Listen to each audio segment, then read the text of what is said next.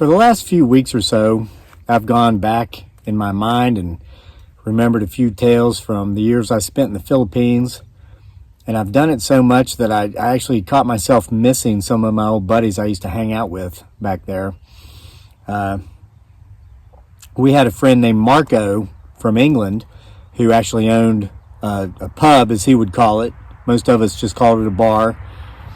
And that's where most of us expats would hang out most nights. We had Will from Australia, who was so soft-spoken.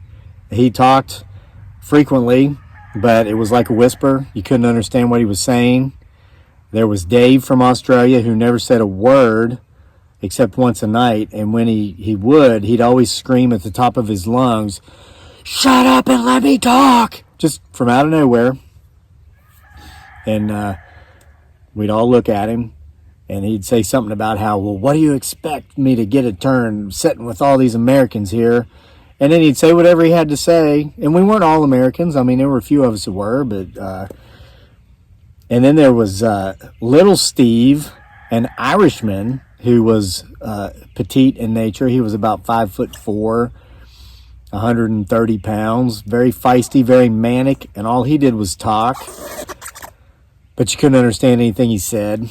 And then there was Big Steve, another Englishman, who always wanted to fight after he had so many drinks. It's not that he wanted to fight. He wanted you to think he wanted to fight. And then when you told him you were friends with him, he'd cry and apologize the rest of the night, whatever. Ove, German, retired full-bird colonel from the German army. Interesting chap. Just a whole group of guys. We'd sit around, throw back some cold ones. This, of course, is a hot one, and I'm not going to dump it out, waste my expensive, overpriced Starbucks coffee. One night, we're at Marco's, throwing them back, eating pizza. Marco actually made oven-baked pizza there, and it was like the only place on our island, or on our part of the island, where you could get good pizza, or pizza at all. We're sitting around, drinking cold ones, eating pizza, and this old man who had no arms walks over to the table, and he was 65-ish. This was probably 10 years ago. He says, "I just wanted to let every last one of you know I'm still alive, and F you." And then he went over to the other side of Marco's and sat at the table by himself, ordered a beer, and everybody was like, whatever, it's Bob. And that, of course, I'm thinking, who is this guy? I come here all the time. I know these guys. Don't know this guy. So I asked one of my buddies sitting beside me, I'm like, who's that? And they said, well, his name's Bob, but they call him Crap Pants Bob, but they don't use the crap word, they use the SH word, okay? Like, remember Square Pants Bob, SpongeBob SquarePants? This is Pants Bob. This is my friend Ray, by the way, that I've talked about in these stories so much. I actually chatted with him for the first time. In years. I had contact with him briefly when I first came back to the U.S. We lost contact. Just got back in touch with him because I've been telling stories that involve him, and I missed him. So I got in touch, and it's through Ray that I found out that Crap Pants Bob is now dead about a year ago. He passed on, and I'm going to tell you how. It'll make the part of Ray's story that I was very hesitant to believe more believable, and I think you'll agree once you hear it. Bob wasn't necessarily right in the head, and I don't want to be disrespectful in any way. What I will tell you are simply the facts. Bob was in Vietnam. He was in the Army, like myself. I was in Iraq, so this is no disrespect towards combat veterans. If anything, I have respect for my fellow combat veterans out there because I have an idea of what we've been through. Bob went through a lot. He didn't do well when he came home to the United States after the war. He expatriated to the Philippines and there he remained until he died several decades later, 30 or 40 years later. Most of my friends down there were expats. The expats were ex-military. Many of them were veterans, just had a difficult time when we got home, and so we went over there. Some of us for a while, like myself, others still there. Many of them died there.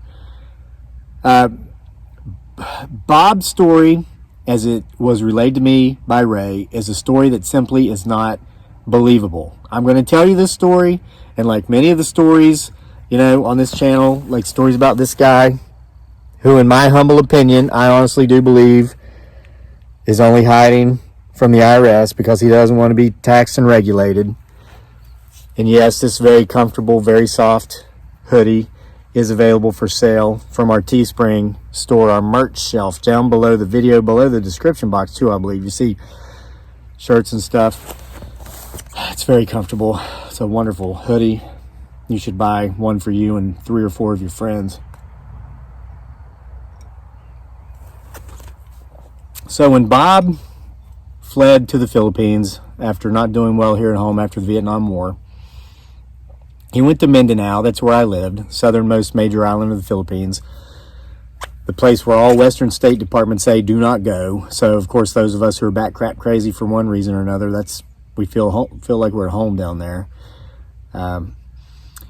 There's a lot of gold in Mindanao. There's a lot of silver, there's a lot of zinc, there's a lot of copper. It's very rich in natural resources because of, I was going to say largely due to, but because of the fact that they're right there on the Pacific Ring of Fire. The islands themselves were formed mostly from volcanic lava coming up millions of years ago, hardening. Some of them are from coral, but mostly lava. And that heat and that pressure creates gold, copper, zinc, precious metals, and it's everywhere. There's a lot of gold mining that goes on in southern Mindanao, but it's a very dangerous place to go gold mining if you are a Western tourist, a white foreigner, as they call you there, because it's a very heavily... there's a lot of radical Islamic jihadists. Well, there were. Their current president, Rudy Duterte, took care of those people. They're now gone. But for many years, these people were placated. They were negotiated with. They were given what they wanted. And they would kidnap tourists. They would kidnap wealthy Filipinos. They would kidnap their children, all for ransom. Because people, of course, before Duterte would negotiate with them, Duterte didn't negotiate with them. He annihilated them and he extincted them, if that's a word. So it's probably safe to go down there and go gold mining now. But when Bob first went down there to go gold mining, it was not so safe. And aside from, and this stuff really came into play in the early 1990s, as a matter of fact, and it had a lot to do with Muammar Gaddafi. Muammar Gaddafi from Libya, and again, I'm not being political here, I'm being historical. I'm giving you the backstory so you understand what's going on.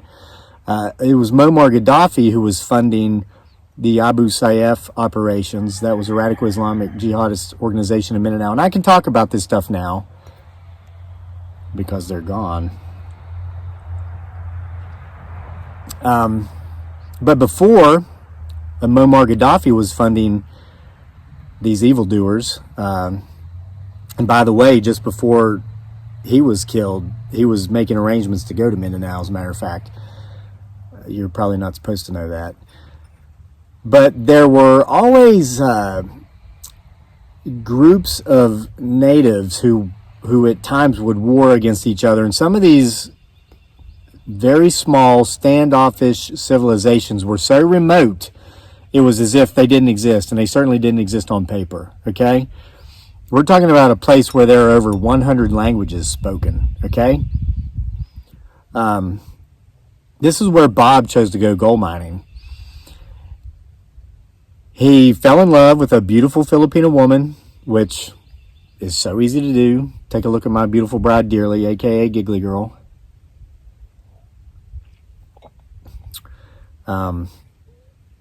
It's crazy. I went over there originally for a vacation. I met her, and I was supposed to be over there for like 30 days. I've met her, well, I didn't meet her in that first 30 days, but I was supposed to be there for a few months. And I met her and fell in love and stayed for many years. Of course, it didn't help that I got stuck, but whole nother story, but you've heard parts of it here before. And if you haven't read Isle of Capri, my book Isle of Capri, available in print and Kindle on Amazon, links in the description box below, go read that. Good luck finding the part that's fiction. Let's see, I've told you how to buy my shirts. I've told you how to buy my books. Is there anything else you can buy? Oh yeah, we sell stuff on Etsy too. That link's in the description box below too. The story's about Bob. Look, I'm not really like broken up so much about Bob's passing. He was an acquaintance. I mean, I only saw him a couple of more times after that night in the bar, but it's his story, as Ray told me, that's just, the way he died kind of confirms it. So Bob's down there gold mining. He's in love with this beautiful Filipino woman. Marries her. He's going to stay down there in southern Mindanao for the rest of his life. He's out looking for gold, and he ended up getting kidnapped, not by the radical Islamic jihadists, but by a group of natives. And they took him to their place, and they said, you know,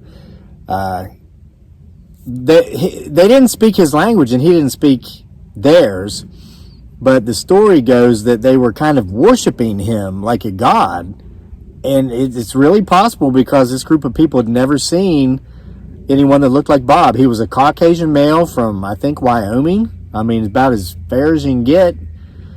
And, but it was, they instilled it in his head, don't try to escape. As long as you stay here, you live with us, you will be pampered, you will be king, but if you try to leave, just don't. It'll be bad for you. That's how Bob took it. Because anytime he'd try to breach the perimeter, they would throw rocks at him and beat him with sticks and hurt him. But then when he'd come back to the camp or whatever, they would bow before him and offer their women.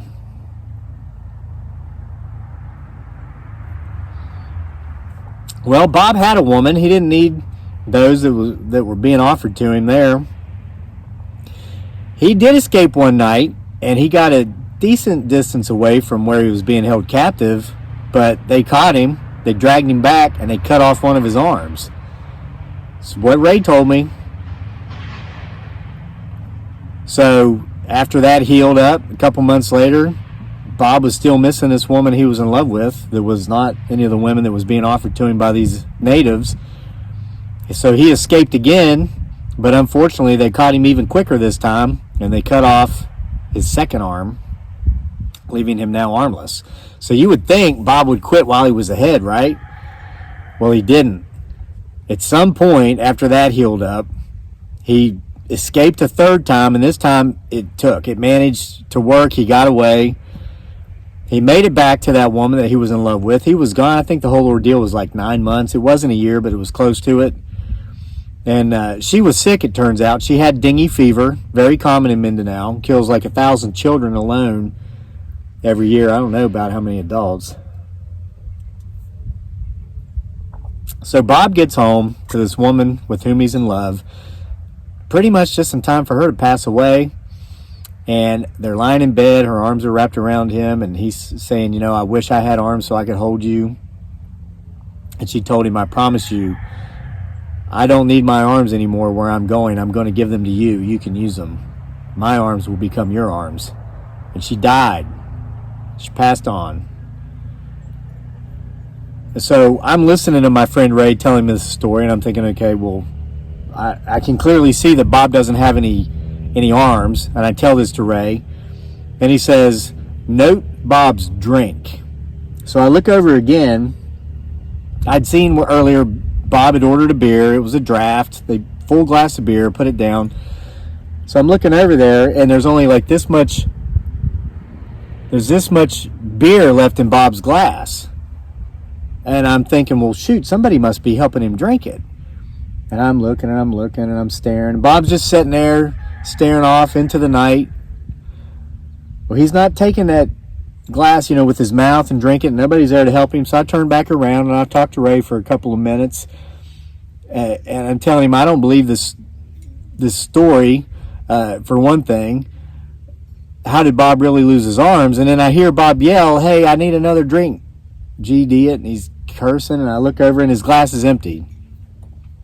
So Ray told me about a time when he went on a boat trip with Bob. They went from Mindanao up to Cebu. It's in the Visayas, the mid portion of the Philippines. There's an island there called Bohol. Beautiful place. They've got some stuff there. What's called the Chocolate Hills. They're these natural mountains that look like big giant chocolate gumdrops. There's 1,776 of them. It's an easy number to remember if you're from the U.S. because 1776, our year of independence. And there's a very small primate there called a tarsier that has these really big eyes. Both of these things draw tourists to Bohol. I've been there a couple of times. The last birthday that we celebrated for our son Daniel in the Philippines, we went to Bohol and saw the tarsier and the Chocolate Hills. So Ray, years ago, and this is before Bob drank a lot, and he, Big Steve was one thing, and he was big. He was a big Englishman, and he used to brag about being a bare-fisted fighter for money before he left England. And Steve liked to drink, but Bob could drink Steve under the table. So, but Ray said it wasn't always that bad. It had progressed, it got worse as Bob aged. So, years ago, Ray asked Bob if he would like to accompany him to Bohol to go see the Chocolate Hills and the tarsier. And this is years before I ever lived in the Philippines. So Bob said yes. And this is where, by the way, Ray was told Bob's story about how he lost his arms, about his wife dying, the kidnapping, all these things. So they're going to Cebu, and all of a sudden they get hit with a storm. It was monsoon season, typhoon season, and they were below deck in their room. And Ray decided he wanted to go up and see the storm. So he goes up on deck. No one else is up there. Huge waves are coming. Tempests are tossing the boat. And he realizes he got into more than he bargained for. He found himself wishing he hadn't gone up into this storm. But he couldn't get back because the waves, water was going everywhere. He couldn't see. And he felt somebody grab him by the arm, like right here, and say, come on, GD, you're going to get killed out here. Let's get back down in the hall. And it was Bob's voice. Bob was screaming at him, and through the rain and the mist and the fog and the storm, he could see a figure there that he assumed was Bob because it was Bob's voice, but he clearly felt somebody firmly grasping him by the arm and dragging him back down into the safety of their room. Well, they get down there, the door's blowing open in the wind and the storm. Bob goes in, Ray goes in, he shuts the door, he looks, and there's Bob, soaking wet, no arms. Bob had no arms, okay? But Ray pulls up his shirt sleeve and looks, and he's got red marks from where there were fingers and a thumb clearly grasping him by the arm. And Ray says to Bob, he says, what just happened? How did you do that? And Bob said, ask me no questions, I'll tell you no lies. And Ray asked no further questions. He had already heard Bob's fantastic tale of kidnapping, his wife dying, and his wife's promise of my arms will be yours. And so Ray, of course, is thinking, could this have been ghost arms? So time goes on. I guess Bob ends up getting more and more into his cups, as our friends from New England would say. That means drank more and more. And Bob started going back down to southern Mindanao again, and he wasn't around our neck of the woods once. And when he came through that night, the explanation for that, of course, was there were rumors that Bob was dead simply because nobody had seen him for a few years.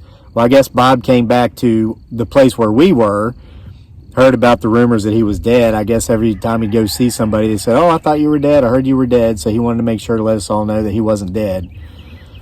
But when I was chatting with Ray just yesterday, he let me know that Bob is dead now. He died about a year ago. And I asked Ray, I was like, what, did he finally drink himself to death? And he said, no. He said there was a very strange accident. And it doesn't make sense to anybody except Ray. And he said, you know, Kevin, it might make sense to you because I told you Bob's story. So, well, what is this accident that took Bob out? And he said all they could do was go by eyewitness reports. And of course, there were plenty of witnesses because this is the city streets of the Philippines. Massive humanity, people everywhere. The story goes that a beautiful young Filipino lady was walking into traffic on her cell phone. Gee, go figure, right? And beautiful young American women do that too. I've seen it here in Charlottesville. It's like, girl, I don't care if you're a med student at the University of Virginia. You need to be smart enough to not text when you're walking across the street. You know, as I'm stopping and like she's almost like kissing the bugs on the grill of my truck. So anyway, this was what was going on in the Philippines. A jeepney was coming down the road. Okay, this is one of their vehicles they use for public transportation. Interesting history there. When the United States Army left the Philippines after helping liberate the country from Japan in the Second World War, we left our army jeeps there. Well, the Filipinos knocked the backs off of the jeeps and extended them with like long bleacher type seats. You could fit like 20 people on each side. So it looks like a bus, and they're called jeepneys. That's the number one form of public transportation there. Well, most popular. The number one form is actually tricycles, motorcycles with sidecars, simply because there's more of them. So anyway, this beautiful young Filipino lady is walking into traffic, texting. A jeepney is coming out. Eyewitnesses saw two things. They saw this old man, who it turns out it was Bob, Crap Pants Bob, and they called him that because I guess he would have accidents. And everybody said it was, you know, because of his inability to, you know, take care of business when those times came. But Ray said it wasn't. As this story shows, Bob obviously had the ability to take care of just about anything he wanted to. He just made sure not to do these things when people were around and he had onlookers. Bob just would get so drunk, he would just go in his pants. So it had nothing to do with not having arms. It had everything to do with being just a raging alcoholic. So witnesses saw the jeepney coming for the girl on the phone, and an old man, an old white foreigner, come running, and this man had no arms, and they say it was as if the wind lifted this girl up off the ground and threw her out of the way of this jeepney, because she just was picked up off of her feet and thrown through the air. And then the jeepney comes by, barely missing the old white man that went out there yelling at her to move. Just got the tip of his nose, but then he fell to the ground.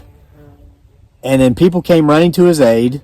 There happened to be a doctor there, and they couldn't save him, but there were no injuries. No injuries whatsoever. The jeepney hadn't hit him that anybody could see. There was no blood.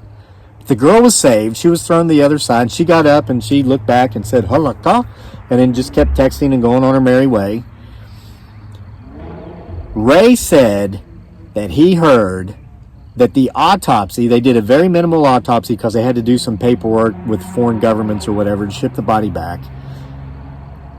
According to the doctor, Bob died by having bled to death, even though there was no blood. It's as if he had reached out to push the woman out of the way. The jeepney knocked his arms off and he bled out through his open wounds, but there was no blood. And Bob had no arms. But that's how he died. And this happened about a year ago.